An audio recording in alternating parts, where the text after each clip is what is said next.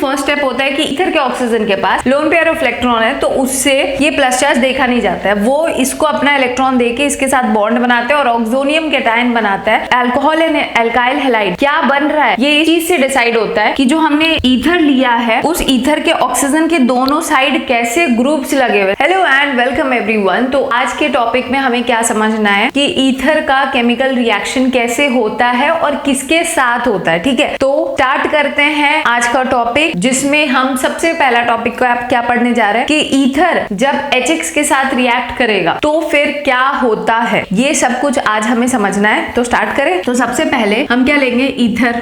पहले मैं इसका जनरल रिएक्शन बताती हूँ। ठीक है, पहले हम जनरल रिएक्शन को समझ लेते हैं, फिर उसके बाद हम मेन टॉपिक में जाएंगे। तो एक काम करते हैं, जनरल रिएक्शन को ना मैं यहाँ पे लिखती हूँ ताकि वो चीज बार बार दिखते रहे। ठीक है, तो ईथर क्या होता है, ईथर का फॉर्मूला क्या होता है, ROR। ईथर को जब आप HX के साथ रिएक्ट करोगे तो होगा क्या, HX के साथ आप जब रिएक्ट करते हैं तो यहाँ पे ना ROH और RX बनता है, मतलब अल्कोहल बनेगा साथ में HX बनेगा। ठीक, तो यहाँ पे क्या बना है, अल्कोहल, और दूसरा क्या बना है, एल्काइल हैलाइड। ठीक, तो अब यहाँ पे क्या होता है कि अल्कोहल बन गया।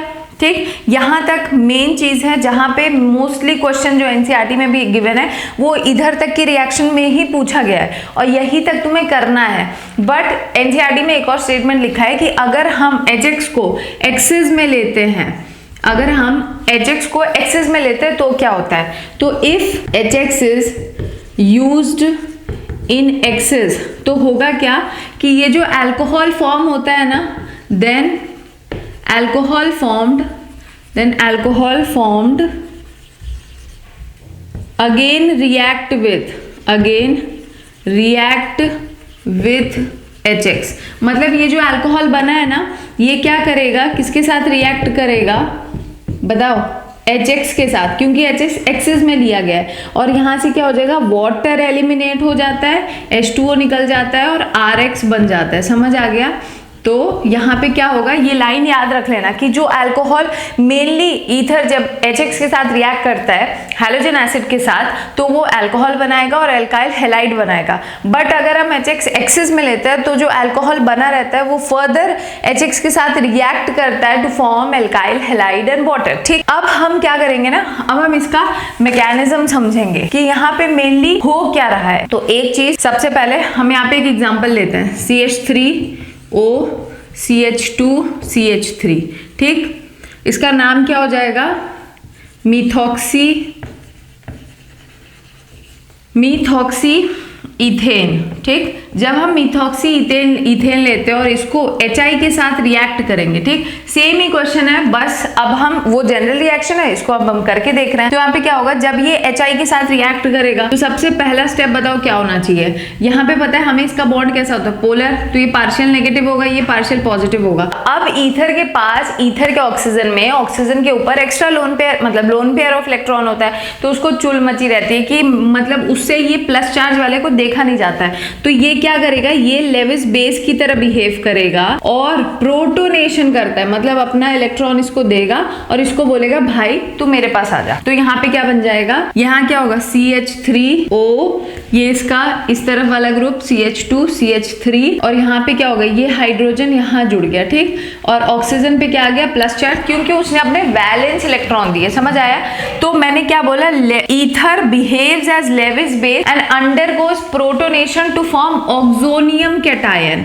तो सबसे पहला स्टेप ही क्या होता है इस केमिकल रिएक्शन में, फॉर्मेशन ऑफ ऑक्सोनियम कैटायन। ठीक है, ऑक्सोनियम कैटायन। अब ऐसा क्यों होता है, because ether behaves as Lewis base. ठीक है, because ether behaves as Lewis base and undergoes protonation। ठीक है, तो ये बात याद रहेगी। अब साथ में यहाँ पे I- भी तो क्रिएट होगा, तो यहाँ पे I- भी प्रेजेंट है। ठीक, अब दूसरी बात हमेशा याद रखना कि यहाँ पे ना SN2 रिएक्शन होता है। अब यहाँ पे SN2 मैकेनिज्म हो रहा है, तो SN2 मैकेनिज्म किस पे डिपेंड करता है? मेनली उसको कौन परेशान करता है? Steric hindrance. तो SN2 है तो मतलब हमें क्या देखना होगा? स्टेरिक हिंड्रेंस का फैक्टर। ठीक, तो यहाँ पे ना I- क्रिएट हुआ है। I- is a very good nucleophile. ठीक, तो I- being a good nucleophile, अब भाई वो तो एक अच्छा न्यूक्लियोफाइल है तो वो अपना नेचर तो शो करेगा, मतलब कहीं ना कहीं अटैक करेगा। किधर अटैक करेगा? On protonated ether. समझ आया? तो I- being a good nucleophile, being a good nucleophile will attack on, यहां पे अभी मैं एक लाइन लिख रही हूँ स्मॉलर ग्रुप। क्यों? मैं समझा रही हूं। On smaller group of oxonium cation.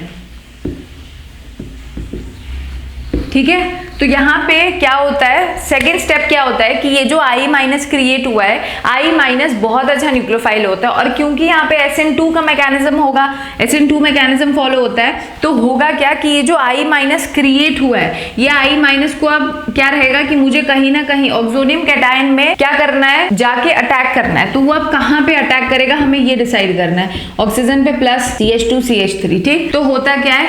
देखो यहाँ पे क्या होता है। अच्छा, मैं एक बात बताना भूल गई थी कि जो रिएक्शन है, ईथर का रिएक्शन विद HX हमेशा क्या रिजल्ट करता है? Result in bond cleavage of carbon and oxygen. मतलब अगर HX का रिएक्शन, मतलब ईथर का रिएक्शन अगर HX के साथ होता है तो वो हमेशा कार्बन ऑक्सीजन बॉन्ड तोड़वाता है। समझ आया?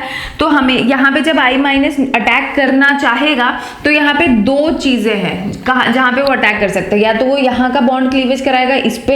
अब यहाँ का बॉन्ड क्लीवेज मतलब ऑक्सीजन अपना प्लस चार्ज इसके इलेक्ट्रॉन लेके दूर करेगा, तो इस पे प्लस चार्ज आ जाएगा। तो या तो I- इस पे अटैक करे, या फिर अगर यहाँ का बॉन्ड क्लीवेज होगा तो क्या होगा? ऑक्सीजन इसके इलेक्ट्रॉन लेके अपना प्लस चार्ज दूर करेगा, तो I- इस पे अटैक करेगा। अब देखो क्योंकि यहाँ पे SN2 मैकेनिज्म फॉलो होता है तो क्या होगा?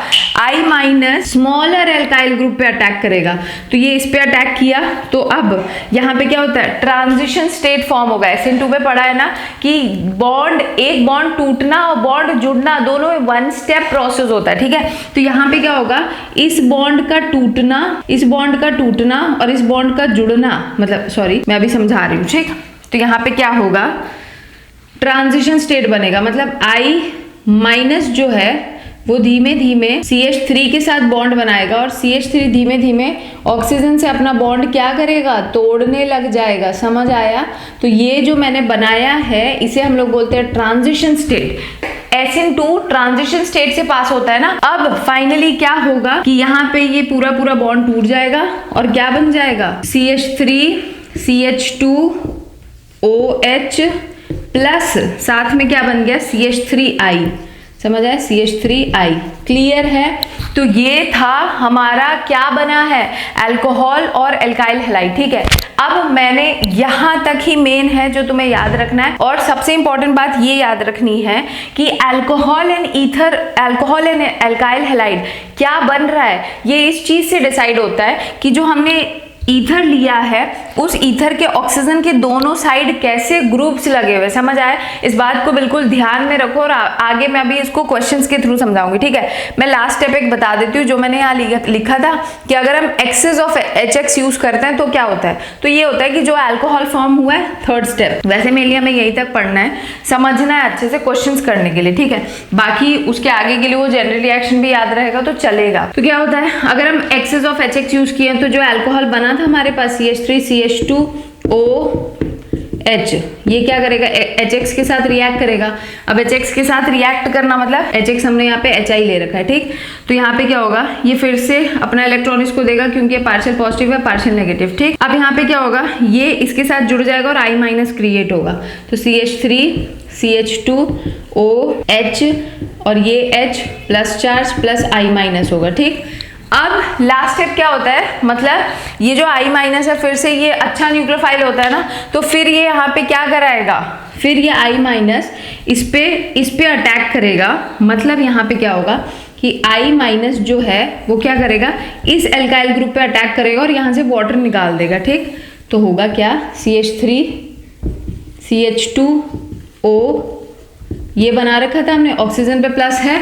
अब एक बात बताओ, ऑक्सीजन पे प्लस है तो वो कहीं से तो अपना बॉन्ड तोड़ के तभी तो प्लस चार्ज को हटाएगा। तो यहाँ पे ना वो इस कार्बन ऑक्सीजन के बॉन्ड को तोड़ता है। जब यहाँ पे बॉन्ड तोड़ेगा तो इस कार्बन पे प्लस चार्ज आएगा, तो इसी के प्लस को दूर करने के लिए I- अपना बॉन्ड इससे बनाता है और यहाँ से वाटर निकल जाएगा। तो यहाँ पे बना लेना CH3 CH2I बन जाएगा और साथ में वाटर निकल जाएगा। समझ आया? तो आई होप इतनी बात क्लियर है। अब हम इस चीज को समझेंगे कि जो हमारा अल्कोहल और एल्काइल हैलाइड बनता है वो किस चीज पे डिपेंड करता है। वो इस चीज पे डिपेंड करता है कि जो हमने ईथर लिया है उसके दोनों साइड वाले ग्रुप्स कैसे लगे हुए हैं। ठीक है।